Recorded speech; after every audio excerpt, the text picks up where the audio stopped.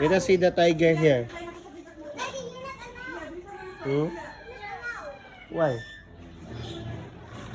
Titingnan natin dito ang tiger.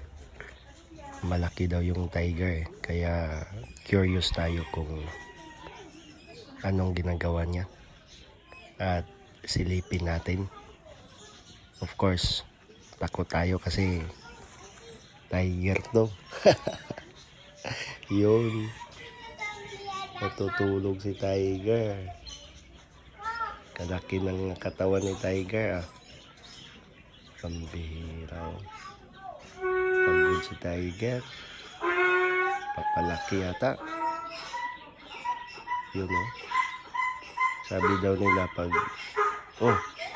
gumalaw. Gumalaw. Sabi nila kapag ganito daw umaga, pagod kasi paggabi active to. Paggabi daw active yung tiger. Nakakatakot, baka sirain niya yung cage niya. Lagot tayo. Kaya wag na nating lapitan masyado. Wag nating gisingin.